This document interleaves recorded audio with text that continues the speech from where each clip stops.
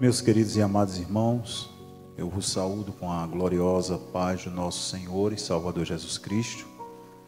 Nesta feita eu gostaria de convidar os amados irmãos para nós estarmos orando, para darmos início a mais um comentário de mais uma lição, ou mais uma das lições da Escola Bíblica Dominical.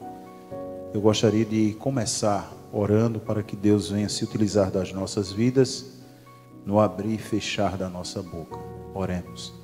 Pai bendito e eterno, te rendemos graça, te rendemos louvor, exaltamos e bendizemos ao teu santo nome por mais esta rica oportunidade que tu nos concede, ó Deus, de estarmos, ó Senhor, na tua casa, nesta feita, fazendo, Senhor, um comentário acerca de uma das lições da Escola Bíblica Dominical. Nós temos o costume de dizer que é o maior seminário teológico do mundo, onde, Senhor, nenhum daqueles que estudam nesta escola, eles recebem o seu diploma, porque enquanto estiverem aqui sobre esta terra, estarão sempre aprendendo um pouco mais da tua palavra e crescendo diante de ti, diante dos homens em graça e em conhecimento, até aquele dia glorioso ao qual tu hás de vir nos buscar, e ali estaremos para sempre contigo nas mansões celestes, aprendendo, Senhor, ainda na eternidade de ti, tu que és manso e humilde de coração. Pedimos a tua bênção, que tu venhas se utilizar da nossa vida, no abrir e fechar da nossa boca, para que tudo quanto nós venhamos falar, tecermos comentário acerca desta lição, seja para louvor e glória do teu santo e excelso nome. É isto que eu te peço, Senhor, no nome que está acima de todo nome, o nome poderoso do Senhor Jesus. Amém. Meus queridos e amados irmãos, nós estaremos estudando a lição de número 7,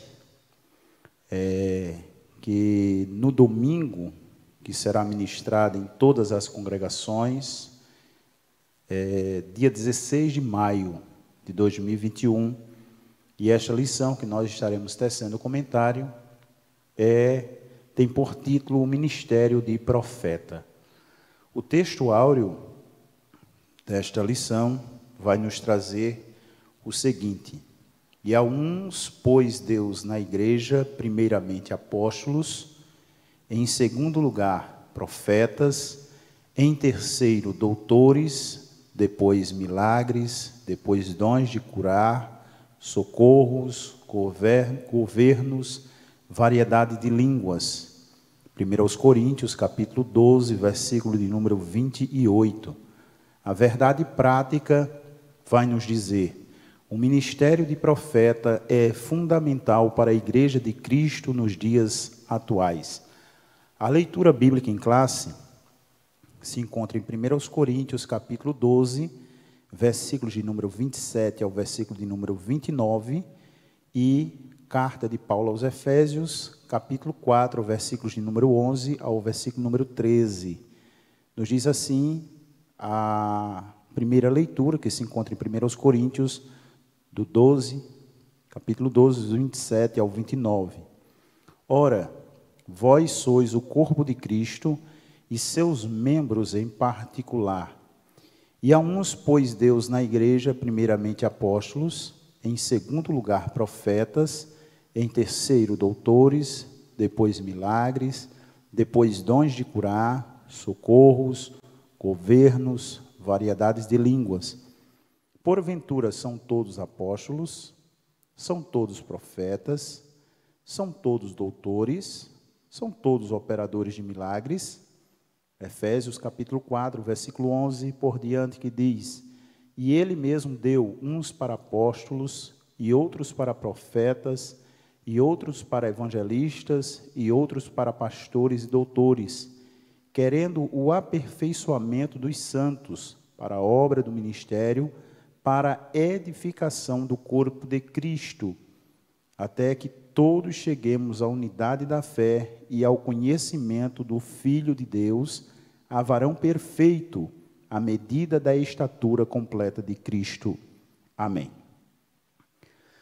Meus queridos e amados irmãos, esta lição é uma lição bem delicada, pois trata de um assunto que para muitos, tendo em vista que nós vivemos debaixo da nova aliança, é um tanto quanto controverso. Todavia, quando nós mergulhamos no livro dos livros, na Bíblia Sagrada, ela que é a nossa pedra de toque, podemos perceber que esse ministério glorioso, que por Deus foi levantado, também é para os nossos dias, também é para a igreja de Cristo Jesus, assim como o ministério profético na antiga aliança o era para Israel, bem como também para algumas nações, quando Deus assim o determinava. Pois na história do povo de Deus, podemos ver que alguns dos profetas que foram levantados pelo Senhor, lá no Antigo Testamento, alguns deles profetizaram também para nações estrangeiras, e não profetizaram exclusivamente para o povo de Deus, o povo de Israel. É interessante observarmos, e é bem verdade, que o ministério profético na Bíblia, ele foi bem mais abrangente lá na Antiga Aliança. Logo porque lá nós percebemos que houveram os profetas literários, que foram aqueles que tiveram as suas profecias registradas por eles, que é o caso de Isaías, Jeremias, Daniel, Ezequiel e tantos outros. E tiveram também alguns profetas não literários, que ficaram registradas as suas profecias ou os seus juízos que foram dados por Deus para o povo de Israel ou para algum personagem em particular, ou como nós já falamos a princípio, também para alguma nação, quando Deus assim o queria fazê-lo, trazendo também uma palavra de alerta ou uma palavra de juízo. Dentre estes, nós podemos citar o profeta Jonas, que além de ser um profeta literário, ele também profetizou para uma nação estrangeira, a nação da Síria, especificamente para a sua capital, Nínive. E a mensagem de Jonas era uma mensagem de juízo da parte de Deus. Todavia, o rei daquela nação, ele proclamou um jejum, onde até mesmo crianças e animais foram também levados a jejuar, e Deus reverteu o juízo ao qual ele iria julgar aquela nação. Dentre os profetas não literários, nós poderíamos citar alguns deles. Elias, conhecido como príncipe dos profetas, o seu sucessor Eliseu, Micaías, Natã, Aías, Gade e tantos outros. Quando nós lemos as Sagradas Escrituras e falamos sobre o ministério de profeta, nós vamos ver, antes mesmo de Deus levantar aquele que é chamado o primeiro dos profetas e o último dos juízes, que foi Samuel, lá no capítulo 20, versículo 7 do livro do Gênesis, Deus chamar aquele que outrora também foi chamado de amigo de Deus, Abraão, de profeta. Isso se encontra lá no livro do Gênesis, capítulo 20, versículo de número 7, quando naquela ocasião Abraão vai à terra de Gerar e ali pede para que Sara, sua esposa, diga para o povo daquela localidade que ela era irmã dele. E ali o rei viu que Sara era uma mulher bonita, uma mulher bela, a toma por mulher, coloca no seu harém, porém não chegou a conhecê-la. E por causa disso Deus fere todas as mulheres daquela localidade com a esterilidade, e aparece em sonhos a Abimeleque, dizendo que ele restitua a Sara, pois ela tinha esposo, e assim o fez Abimeleque. E Deus diz para Abimeleque em sonho que Abraão era profeta e iria orar por ele, e o Senhor iria sarar as demais mulheres. Andando um pouco mais, nós podemos ver também que Deus levantou Moisés como diante de Faraó, sendo o representante direto de Deus. E é interessante que nesse contexto, Deus vai dizer para Moisés que, quando Moisés questiona que não sabia falar, que era pesado de língua, e Deus diz para Moisés que Arão seria o seu profeta, e ele seria como Faraó, diante de Faraó, como o próprio Deus. E então assim Moisés vai até Faraó. Depois de tudo isso, nós vamos ver Deus já trabalhando de certa forma e levantando a Samuel como um dos profetas que a Bíblia vai nos dizer que daquilo que saiu dos lábios de Samuel, nenhuma palavra caiu por terra. E dentre isto que observamos na vida deste grande servo de Deus, para alguns estudiosos, Samuel foi quem fundou aquilo que a Bíblia chama de escola de profeta, ou em alguns pontos das Sagradas Escrituras vai ser chamado de rancho dos profetas.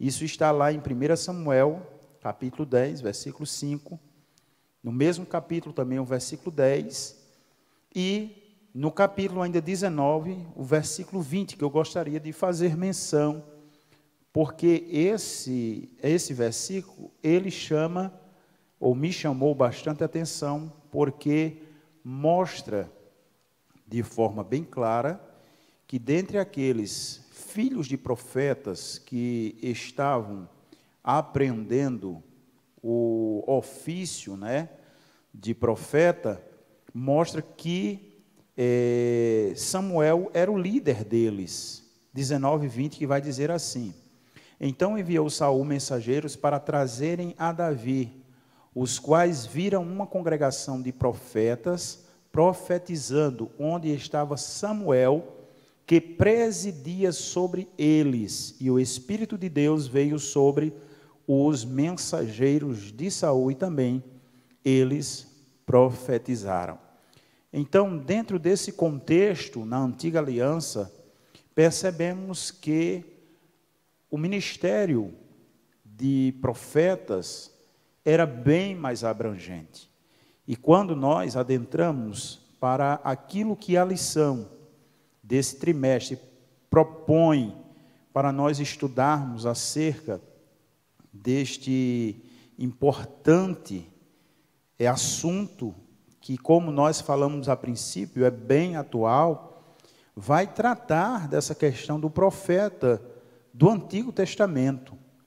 E lá no primeiro tópico, no subtópico 1, vai trazer o conceito sobre isso, dizendo: o profeta do Antigo Testamento era a pessoa incumbida para falar em nome de Deus. O Altíssimo fazia dele o seu porta-voz, um embaixador que representava os interesses do reino divino na terra. Aí aqui, prosseguindo nesse comentário, o escritor dessa revista, o nosso amado irmão Elinaldo Renovato, ele vai trazer ainda: quando Deus levantava um profeta, designava-o a falar para toda a nação israelita e até mesmo a povos ou nações estranhas. Nós podemos ver isso de forma muito clara no livro do profeta Jeremias, quando Deus o comissiona, dizendo que ele iria ser enviado, e ele tenta se desculpar diante de Deus, dizendo que era apenas uma criança. E Deus então diz para que ele não fale dessa forma, porque aonde Deus o enviasse, ele iria, o que Deus mandasse ele falar, ele falaria. E assim nós percebemos que o ministério de Jeremias foi um dos ministérios proféticos mais pesados, como chega alguns comentaristas dizer, que sobre a vida de um homem nunca foi imposto um fardo tão pesado como o foi sobre os ombros de Jeremias, pois sobre ele, além de ele sempre ter uma palavra de juízo para o povo de Israel, ele viu boa parte dessas profecias se cumprirem diante dos seus olhos. E é por esse motivo que ele, mesmo vendo a calamidade a qual o seu povo viveu, e boa parte dessa calamidade vivida não foi por falta de aviso, porque a Bíblia, em determinado ponto, vai dizer que Deus sempre enviou os seus profetas, madrugando e falando. Todavia o povo do Senhor se desviava e não restava outra coisa senão punição da parte de Deus, porque o povo não deu ouvidos à voz do Senhor através dos seus profetas. E quando nós falamos dessa forma, nós não podemos deixar de citar aquilo que está escrito lá em Provérbios, capítulo de número 29, ou provérbio de número 29, o verso 18, a parte A, que diz assim: não havendo profecia, o povo se corrompe. Então, quando nós olhamos para a antiga aliança, nós percebemos que Deus sempre levantava os seus profetas para falarem para indivíduos em particular, para falarem para a nação de Israel, ou até mesmo para nações vizinhas, para que eles se arrependessem dos seus maus caminhos e voltassem para Deus. Quando nós falamos acerca desse versículo para a igreja do Senhor Jesus, nós podemos dizer também que, de fato, não havendo profecia, o povo se corrompe. Mas que profecia é essa a qual o sábio Salomão falou? É a profecia da palavra de Deus, pois os profetas na antiga aliança, quando falavam, eles falavam em nome do Senhor e eles traziam não as suas próprias palavras, embora eles falassem numa linguagem humana, através do seu próprio estilo literário, pois dentro disso nós vamos perceber que alguns profetizavam de forma diferente, e nós podemos perceber isso quando alguns deles diziam peso da palavra do Senhor, ou outro falava, uma vez mais veio a mim a palavra do Senhor dizendo. Então cada um tinha a sua própria maneira de falar, porém a mensagem que eles transmitiam não era uma mensagem deles, mas mensagens que eles recebiam do próprio Deus para transmitir para o povo. E como nós falamos agora, quando nós trazemos isso para a nova aliança, e daqui a pouco nós vamos ver também qual é a função do profeta no Novo Testamento, deve ser de igual modo semelhante à do profeta do Antigo Testamento, pois ele não pode falar de si mesmo, mas ele tem que falar pelo impulso do Espírito Santo para trazer exortação, edificação e consolação para o povo do Senhor. Lembrando, e aqui eu abro um parêntese, que o ministério de profeta na nova aliança, ele tem que ser pesado na balança pela palavra de Deus, pois se alguém se levanta para profetizar na nova aliança, como nós falamos, tem que profetizar e essa profecia tem que se alinhar com a palavra de Deus. E diga-se de passagem que ela não pode estar em pé de igualdade, porque a palavra de Deus, ela é profecia infalível e isenta de erros. E o profeta, ele pode muitas vezes se equivocar e falar alguma coisa daquilo que Deus não disse. Mas prossigamos adiante ainda nesse tópico 1, que fala sobre o profeta no Antigo Testamento. O subtópico 1 nós já falamos, o subtópico 2 vai falar sobre o ofício do profeta no Antigo Testamento. Através da inspiração divina, o profeta recebia uma revelação que desvendava o oculto, anunciava juízos, emitia conselhos e advertências divinas, expressões como veio a mim a palavra do Senhor, e assim diz o Senhor, eram fórmulas usuais para o profeta começar a mensagem divina. É interessante nós notarmos, irmãos, que quando nós observamos essa fala do comentarista dessa lição, que o profeta era revelado a ele algo oculto, nós podemos lembrar daquele episódio em que o rei da Síria tramava alguma coisa contra o povo de Israel. E Eliseu, mesmo estando em Samaria, chegava até o rei de Israel e dizia que o rei deveria se resguardar de não passar em tal lugar, porque o rei da Síria estava preparando emboscadas, a tal ponto o rei da Síria ficar incomodado e perguntar aos seus servos: vocês não vão me dizer qual dentre os nossos está nos traindo? Então um dos seus servos vai dizer: não o rei, ó meu senhor, não é nenhum dos nossos que está te traindo, mas é o profeta Eliseu que está em Samaria, que escuta quando tu falas na tua recâmara de dormir. E ali Eliseu ia e denunciava toda aquela trama que o rei da Síria queria emboscar Israel. Então, dentro disso nós podemos ver que Deus revelava a Eliseu, nesse caso em especial, algo que estava oculto, algo que apenas o rei da Síria comentava lá na sua recâmara de dormir. Glórias ao nome do Senhor. Também podemos ver muitas advertências. Em certo caso, um dos profetas foi enviado até um rei, e se não me falha a memória, Jeú, e quando ele levanta a mão para bater nesse profeta, a sua mão fica rígida, de tal forma que ele pede para que o profeta ore, para que a sua mão restitua-se ao normal. E a profecia daquele profeta foi que o reino seria dividido, e que a prova disso é que as cinzas iriam cair naquele altar, e de fato naquele altar, o altar fendeu-se e cinzas caíram. Glórias ao nome do Senhor Jesus. Então o ofício de profeta não era nada fácil, porque ele não falava nada de forma premeditada. E aqui eu quero fazer um paralelo justamente daquilo que, quando nós estamos doutrinando a igreja, quando nós estamos ensinando a igreja, nós sempre preparamos um esboço para falarmos de forma paulatina, de forma pausada, pontuando aquilo que nós queremos falar, e estudamos e meditamos naquele texto, buscamos as fontes externas também para enriquecer o sermão. Porém, quando Deus quer se utilizar da minha vida, ou daquele a quem Deus realmente o chamou para esse ministério, não tem nada formado, não tem nada preparado. Ele recebe quentinho do céu e transmite a mensagem que Deus comunicou ao seu coração. Então é diferente. Glórias ao nome do Senhor. E por causa disso, muitas vezes o profeta ele é incompreendido.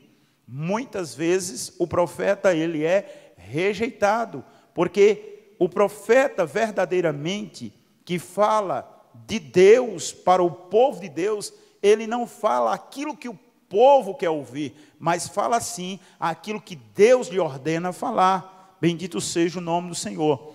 No subtópico 3, nós vamos ver que há algo que a teologia trouxe como profetismo, que é justamente quando surge um número maior de profetas. E aqui vai trazer nessa lição um comentário acerca disso no dicionário teológico, que foi lançado pela CPAD, que diz o seguinte: o profetismo foi um movimento que surgiu no período aproximado do século 8 a.C., tanto em Israel quanto em Judá. O objetivo desse movimento era restaurar o monoteísmo hebreu, combater a idolatria, denunciar as injustiças sociais, proclamar o dia do Senhor e reavivar a esperança messiânica. Foi nesse tempo que os verdadeiros profetas em Israel foram cruelmente surrados, presos e mortos.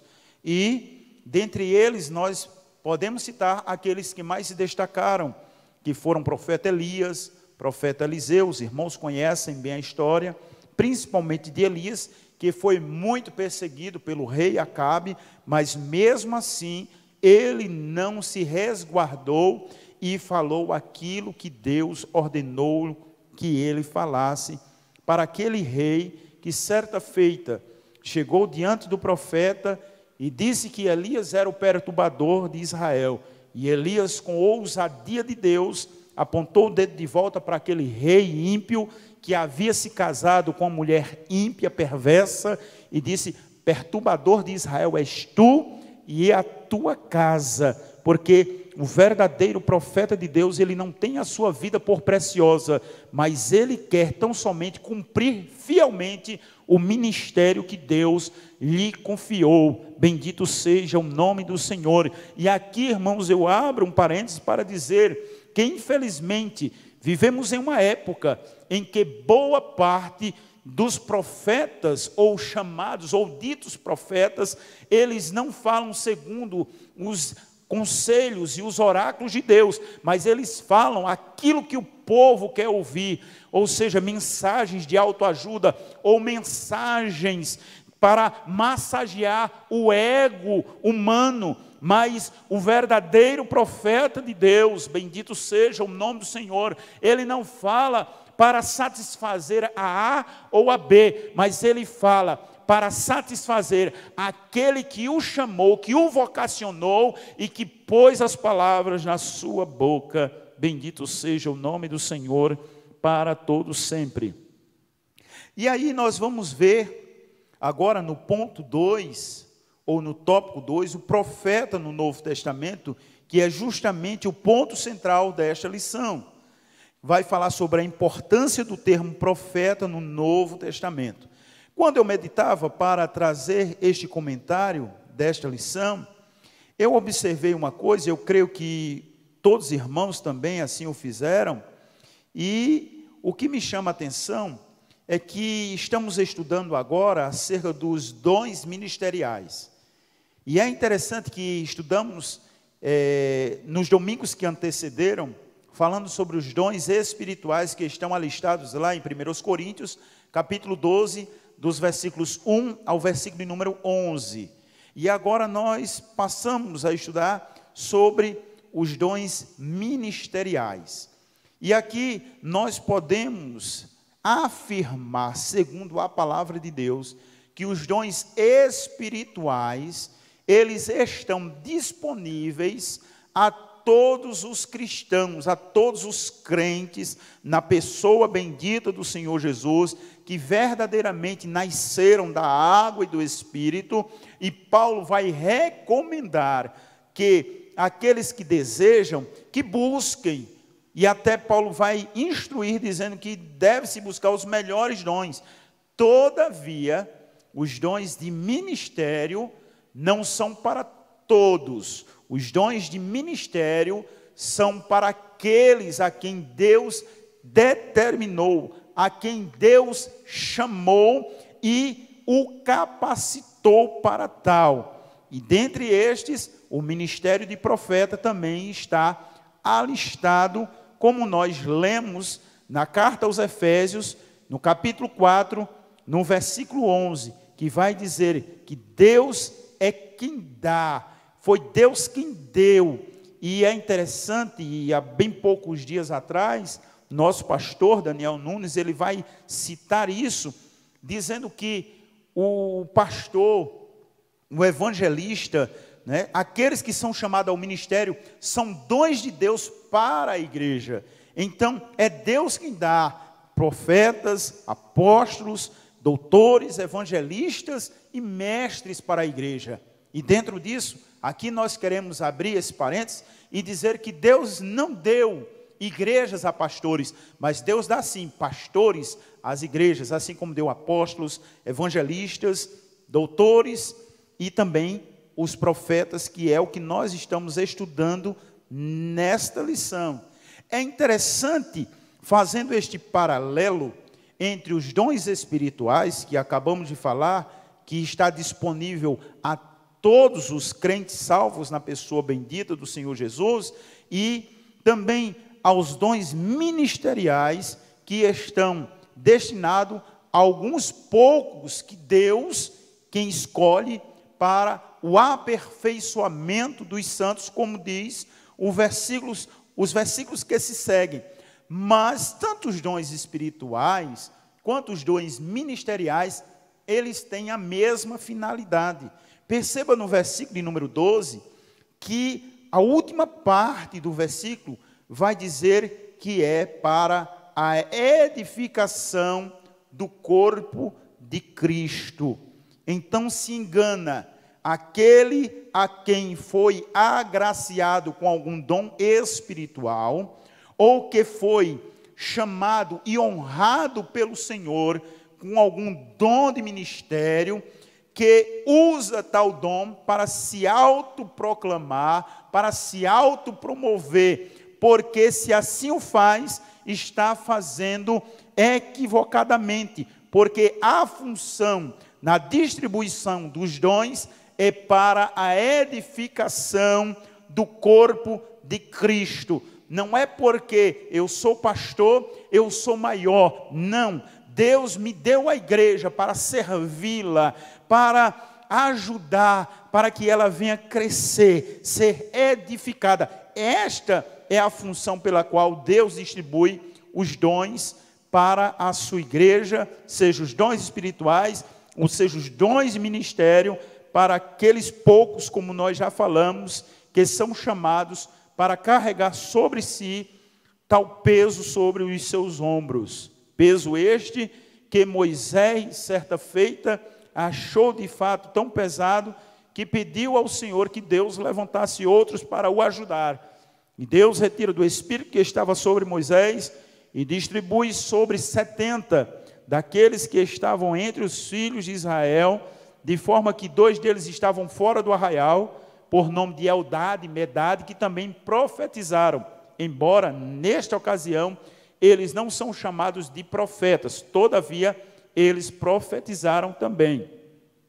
Voltando ao ponto 2, o profeta no Novo Testamento vai nos mostrar no subtópico 1 a importância do termo profeta no Novo Testamento. Aí o comentarista vai dizer, como já vimos em Efésios 4:11, são mencionados 5 ministérios que exerciam papéis fundamentais na liderança da igreja. Na liderança da igreja antiga: apóstolo, profeta, evangelista, pastor e doutor. Não por acaso o termo profeta aparece na segunda posição da lista apresentada em 1 Coríntios 12:28, Efésios 4:11.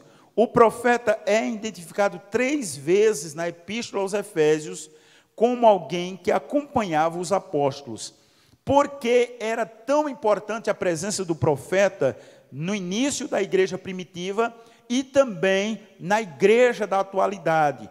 Porque o profeta que verdadeiramente é levantado por Deus, ele não vai falar aquilo que ele pensa ou aquilo que ele acha, mas ele vai transmitir uma mensagem provinda do coração de Deus para a igreja, às vezes usando a própria palavra de Deus, e aqui é aquilo que eu falei, que não pode fugir dela, alinhando-se à palavra de Deus, porque a palavra é a profecia infalível, inerrante e verdadeira, digna de toda aceitação, para consolar, exortar, ou também denunciar para a congregação algo que esteja oculto, para que haja um retorno ao altar de Deus, para que Deus assim venha ordenar a sua bênção. Dentre alguns profetas no Novo Testamento, nós poderíamos citar o exemplo de um certo profeta que aparece pelo menos por 2 vezes lá no livro de Atos dos Apóstolos, lá no capítulo de número 11 de Atos, versículo de número 27, e eu gostaria de ler esse texto juntamente com os irmãos, para mostrar que não somente Ágabo, este era o nome do profeta que se destacou no início da igreja primitiva. Versículo 27 do capítulo 11 vai dizer: naqueles dias desceram profetas de Jerusalém. Veja só que quando Lucas está registrando a história, os primeiros passos da igreja de Cristo sobre esta terra, ele vai dizer que desceram profetas, está no plural, isso implica dizer que não só tinha um, mas dentre esses destacava justamente o Ágabo. No versículo 28 vai dizer: levantando-se um dele, por nome Ágabo, dava a entender pelo Espírito que haveria uma grande fome em todo o mundo, e isso aconteceu no tempo de Cláudio César. Então perceba que Ágabo, ele profetizou algo que viria ainda em dias futuros. E isso aqui também Deus pode fazer nos dias atuais. E quando nós falamos sobre isso, nós vimos recentemente algumas profecias que falavam na rede social, na internet, de coisas que iriam acontecer ainda alguns anos à frente. E depois que começou a acontecer, principalmente em relação a esta pandemia que nós ainda estamos vivendo, vimos que verdadeiramente alguém foi usado como profeta de Deus. É bem verdade que, infelizmente, outros mais se levantam e vai até as redes sociais querendo se autopromover, querendo os seus 5 minutos de fama, como dizem alguém aí. Mas quando o profeta, de fato, ele é levantado por Deus, ele fala aquilo que ele recebeu de Deus, então aquilo há de se cumprir, porque Deus não é homem para que minta, nem um filho do homem para que se arrependa. E é justamente aí que nós vamos saber se este profeta que se levantou para falar em nome de Deus, se de fato ele foi usado por Deus para trazer tal mensagem. Então, este profeta na antiga aliança, ele se destacou, principalmente em 2 passagens bíblicas. Essa que nós citamos agora, e uma outra lá no capítulo 21 do mesmo livro, quando ele pega a cinta de Paulo e amarra as suas mãos e os seus pés, e ali ele vai dizer que hão de fazer daquela forma ao varão cuja aquela cinta pertence. E isso de fato aconteceu, e até os irmãos ali rodearam Paulo, querendo que Paulo não subisse a Jerusalém. E Paulo os repreende, dizendo: o que fazeis, magoando o meu coração? Eu estou pronto não somente para sofrer, mas também para morrer, se for necessário, por amor a Cristo. E aqui eu abro um parênteses, irmãos, e falo para mim mesmo e falo para você, que estará ouvindo este comentário, bendito seja o nome do Senhor, que bom seria que em cada um de nós tivesse essa mesma convicção do apóstolo Paulo, que sabendo daquilo que viria até ele, e ele posteriormente vai também dizer isso, né? Eu só sei que o Espírito Santo me revela que em cada cidade onde eu chegar, me esperam prisões e cadeias. Que bom seria que os crentes da atualidade tivessem essa mesma convicção. Então podemos enxergar aqui na Nova Aliança que haviam profetas no meio do povo de Deus. Essas 2 referências que eu dei, Atos 11, 27 ao 30, e Atos 21, do 8 ao 11, vai nos mostrar, principalmente um deles, que se destaca por ser usado por Deus num ministério profético na Nova Aliança. E é interessante também que aqui, neste episódio, que Paulo foi profetizado para Paulo, eles estavam, né, na cidade de Filipe. E Filipe era aquele que foi separado ali no início como diácono, porém, aqui nós já o enxergamos como evangelista. E ele tinha 4 filhas que também eram profetisas, que profetizavam também. Bendito seja o nome do Senhor. Aí nós vamos ver no subtópico 2, o ofício do profeta neotestamentário. Seu ministério no Novo Testamento não consistia em predizer o futuro. Isso aqui não quer dizer que Deus não possa comunicar, como foi o caso lá com Ágabo, e como pode ser também nos dias atuais, se Deus quiser revelar algo. Bendito seja o nome do Senhor. De acordo com o comentário bíblico pentecostal no Novo Testamento, o profeta neotestamentário era dotado por Deus para receber e mediar diretamente a palavra do Altíssimo. Ou seja, ele recebe, como nós falamos, e transmite. Ele recebe de Deus e fala numa linguagem acessível, para que todos venham compreender qual é a vontade de Deus para com o seu povo. Bendito seja o nome do Senhor. O subtópico 3 vai nos dizer o seguinte: o objetivo do dom ministerial de profeta. A função do profeta do Novo Testamento é apresentada por Paulo no mesmo bloco de versículos em que ele menciona os 5 ministérios em Efésios, ou seja, de apóstolos, de evangelistas, de pastores ou de doutores, ou mestres, como alguém assim chama. Então veja que Paulo ele vai colocar o ministério de profeta juntamente com esses outros, dando verdadeiramente ênfase que é algo que deve existir no meio da igreja, para que haja justamente uma voz de Deus no meio do seu povo, para que o seu povo venha andar de acordo com a vontade do Senhor. Louvado seja o nome do Senhor para todos sempre.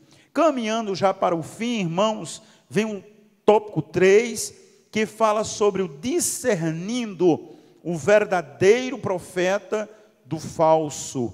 É aqui onde nós vamos aprender como devemos fazer a diferenciação daquele que é verdadeiro e daquele que é falso. E aqui no subtópico 1, o comentarista, ele vai colocar, e eu creio que ele foi muito feliz quando ele colocou da seguinte forma: simplicidade versus arrogância. Quem é, irmãos, não diz que é. Lá em Provérbios 27:2, vai nos trazer a palavra de Deus: não te louve teus próprios lábios, louve-te o estranho. Então, eu não posso dizer, eu sou uma bênção. Quem tem que dizer isso são as pessoas que convivem comigo. É a minha esposa, os meus filhos, é a congregação a qual eu estou pastoreando. Porque se eu passo a falar dessa forma, então eu estou sendo um pouco prepotente, querendo trazer para mim algo que eu quero que as pessoas falem ao meu respeito, ou algo que eu quero transferir para elas. Bendito seja o nome do Senhor. E isso eu não posso alegar para mim mesmo. Então as pessoas que estão à minha volta é que devem ver isso. E há um texto nas Sagradas Escrituras, irmãos, que me chama bastante a atenção, e eu gostaria de fazer menção desse texto que se encontra lá em 1 Samuel, no capítulo de número 3. Veja bem como é tremendo esse versículo. Capítulo 3, versículo de número 20. E todo Israel, desde Dan até Berseba, conheceu que Samuel estava confirmado por profeta do Senhor.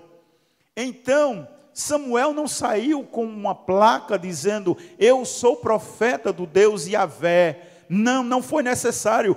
Mas quando os filhos de Israel olhavam para Samuel, eles percebiam que verdadeiramente em Samuel tinha a palavra de Deus e ele vivia esta palavra.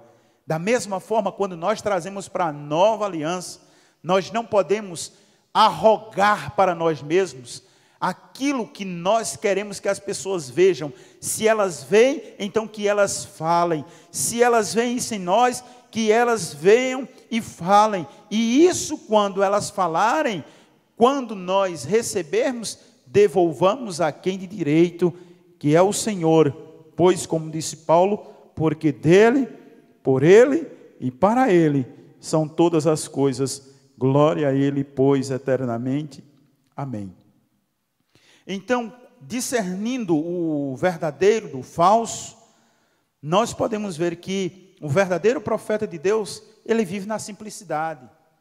Ele não procura se promover, ele não procura chamar a atenção das pessoas para ele.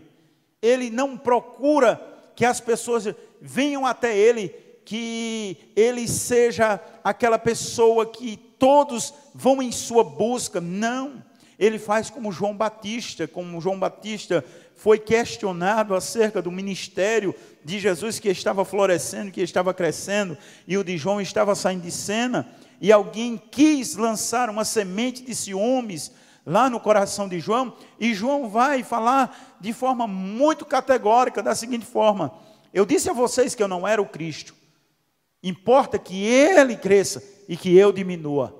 Quem dera que também, em todo pregador, em todo pastor, evangelista, aquele que foi chamado para ser apóstolo do Senhor, profeta, mestre, também houvesse esse mesmo sentimento que houve em João o Batista, que cada um de nós possamos dizer, como ele disse, importa que ele cresça e que eu diminua.